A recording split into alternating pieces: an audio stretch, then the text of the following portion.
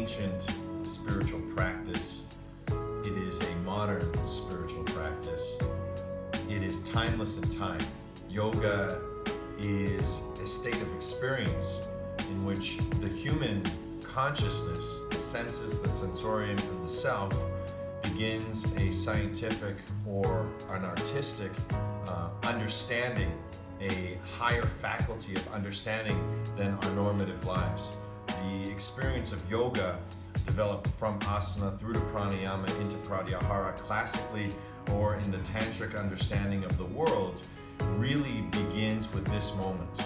And this moment has a nectar of consent in which we can choose with our free will to be awake to our waking life, to be alive to our living, and to see things as they are, mindful and present, that which we call in yoga awareness, to this moment.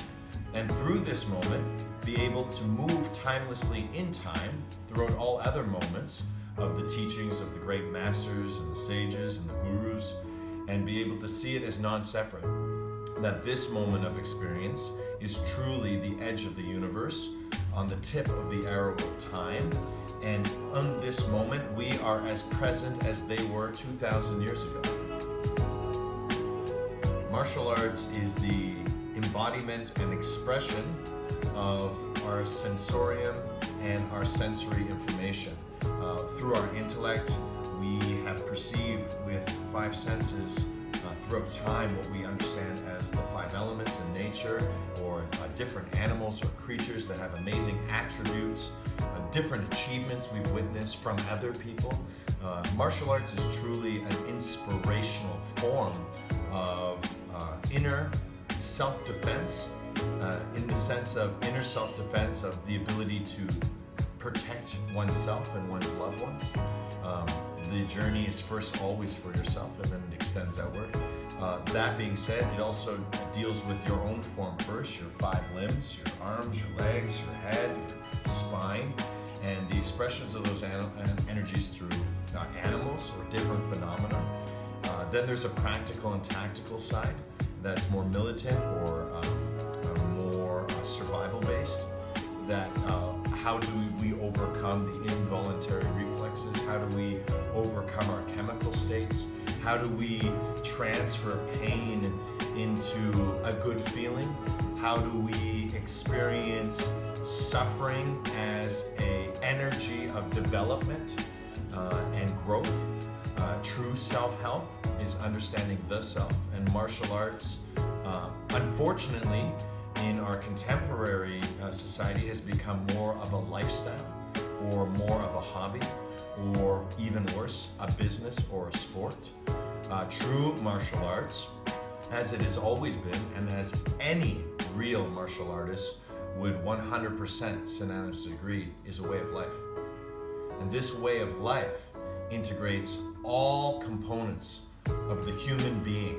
It actually takes all of that which is human, our weaknesses, our vulnerabilities, and turns them into dominance and strength, physically, energetically, mentally, as we approach ourselves. As the great axiom goes, we are our own worst enemy. So in martial arts, you learn how to conquer that enemy by getting out of the way of yourself, that way that your friend and foe, yourself, the nature of who and what you are, is but a servant, is but a training partner, is but a book or a knowledge base that we can draw from in this energy we call life. Meditation is the experience that is indescribable. Meditation has been said to be many things. However, the one thing that isn't being said contemporaneous about meditation is that it cannot be spoken. Meditation can be experienced, and that's all I can describe about meditation. I can point to it, I can signify it, I can describe it. However, meditation is the experience without the experiencer. So the subject-object relationship dissolves. That's why it can't be said. This is not prolix or semantics or clever speech. This is the truth being articulated, which is wordless and formless.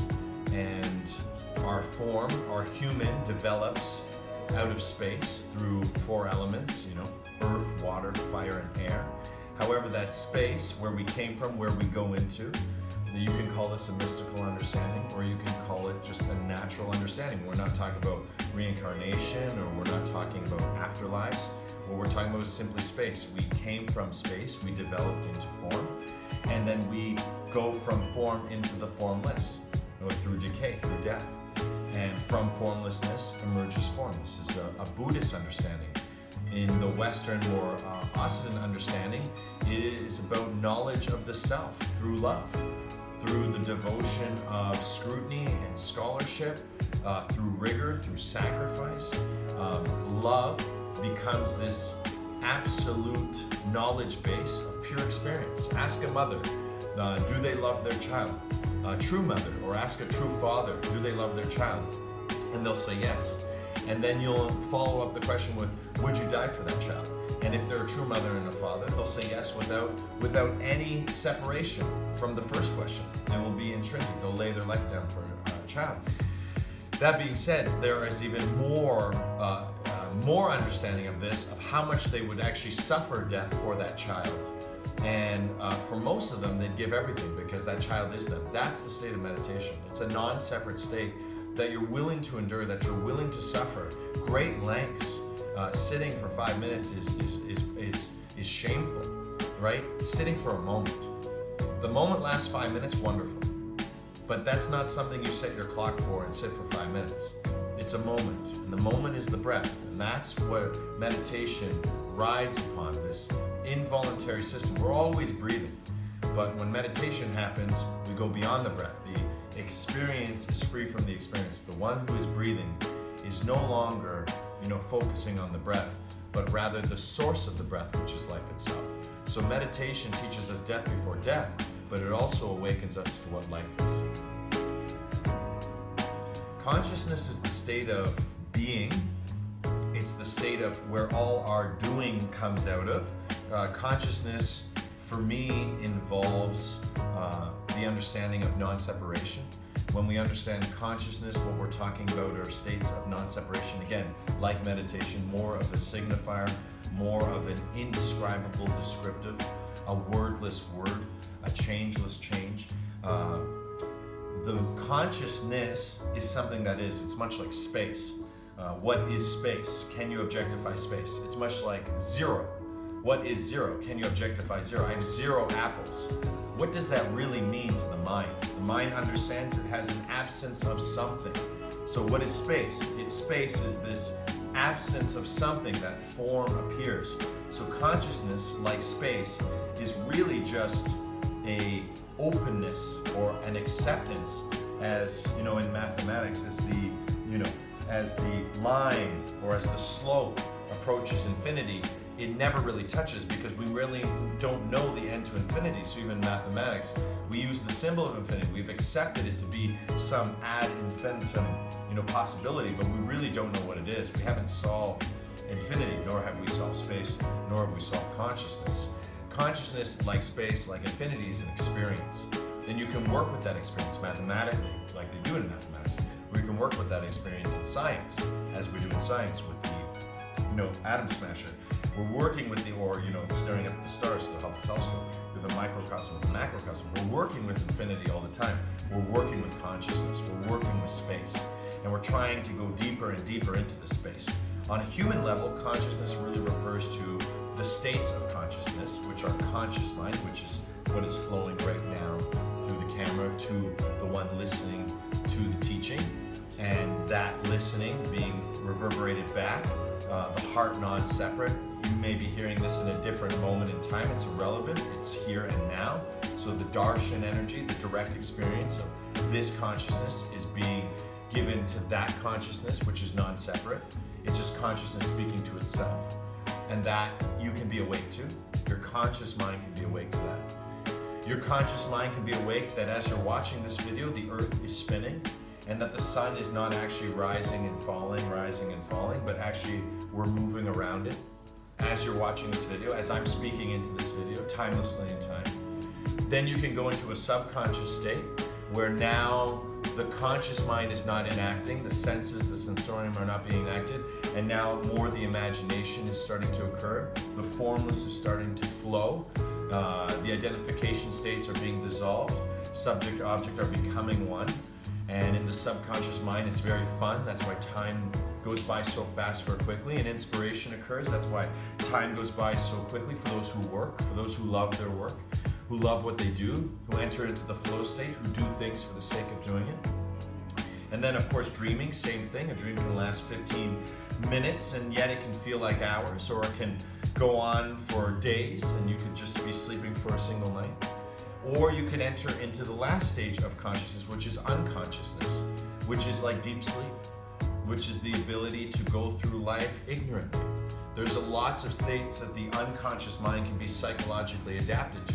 What my concern is, what my deep resonance is always with, is how these states of conscious, subconscious, and unconscious apply to the consciousness of a yogi, apply to the consciousness of a martial artist, apply to the consciousness of a mother, apply to the consciousnesses of a friend, of a daughter. And then you can go deeper, you can start applying the consciousness to suffering, to abstractions, to a problem. And the answer is forever within the state of experience that is free from the experiencer. We have this ability to know peace because we are peace. And from that place of acceptance and love and devotion, through consciousness, we can extend it out to others through, goodwill towards all men, all beings, compassion, love. These are not words, these are experiences. And these experiences get signified as a word like consciousness, like yoga, like martial arts. But these are things that are experiences that are timeless and that flow through us. No one has propriety over yoga. Not us, not me, not anyone I've ever studied with. And there are forms, and people try and possess those forms, and the same thing happens. And it slips through their hands, it slips through their fingers. There's a karma to it all, in possessing it, in being captivated. You become, encapsulated, and you become captive. So it's very important to realize that consciousness, like love, like yoga, like martial arts, is a state. Some are expressions, but some are explicitly states of freedom. And this consciousness, by far, is a word synonymously I like to use with freedom, because when you understand consciousness, you understand the freedom to move from conscious, subconscious, and unconscious mind without losing sense of what you think you are or what you think you do. Better to understand it as a state of experience that can then be expressed every day in a different, more beautiful way. I do what I do because I truly believe that in doing what I do, I get lost. So for me, I do what I do because I do being. That's what I do. I focus on becoming my being, freeing myself from the human element of the senses and the sensorium and the self, and focusing explicitly through teaching and practice and lifestyle, which, if you take all of that, becomes a life. And the life that is being led is one of being, and being good and being bad, but they're both being. So I can be the right person at the right time, at the right moment, for the right thing, and everything just flows and it's very harmonious. Or I can be the right person at the wrong time, at the wrong thing, in the wrong place, and it can all become discophonous. It can all become, like dissonant. I was thinking discophony and dissonance is the same word, made up a word, but that's what it feels like. It's something that isn't, it's disharmony, it's dissonance, and it's cacophony. It doesn't sound right, it's not harmonious. So it's discophonous. It's a new word. It's just a feeling where it's not aligned. And however, the being is the being. The being always stays what it is. It's a center point in the universe. If the universe is infinite, and we believe in things like consciousness and yoga and expressions of those, like martial arts, through meditation, that forms can come about from the formless, that we can use space to, not just occupy it, but express and, elaborate and articulate and generate and create and learn and develop. And if our place in the universe is to truly understand the universe, not just our solar system or our galaxy, but go far beyond that, far beyond the corporeal body, then it's an everyday devotion to doing what you do and why you do it. And being is the resting place of truth. There is nothing as old or as new as the truth. The truth is the truth is the truth. Therefore, it can't be kind of true. So by doing anything, you find the serpent path, but with eagle wings, tesicola, you find the plumed serpent of being, which is human and being, animal and divine. And through this animal and divine experience, this earth meets sky experience, we get to experience the stars, where we essentially come from. And through this experience of the stars outward, we experience the stars inward. But there's a lot of things that need to be addressed before the awakeness arises. There's suffering, and that's why every journey, whether it's martial arts or it's yoga, always begins with liberation, always begins with overcoming yourself. Because without liberation, without overcoming our suffering, overcoming our greatest adversity, our greatest weakness, which is ultimately ourself, our greatest adversary, ourself, everything is not yet seen as an expression of that self. Therefore, we're trapped, we are imprisoned in our suffering. And when we awake, when we love, when we start training, then we start to become a part of our being. And when we enter into that state of being, everything becomes an extension. Everything becomes an expression. And that allows us first to liberate ourselves from ourselves, therefore that we can realize ourselves. Why are we here? What are we here truly to do? When are we actually changing the world? When does that stop being a platitude? When do we start becoming alive? When do we start to actually live our dreams or do what we love? When does this stop being a figment of the imagination or a tomorrow and start becoming a today, a this moment in today? This moment. That's really why I do what I do, because it's in this moment that we're going to change the world, because all we have to change is our world.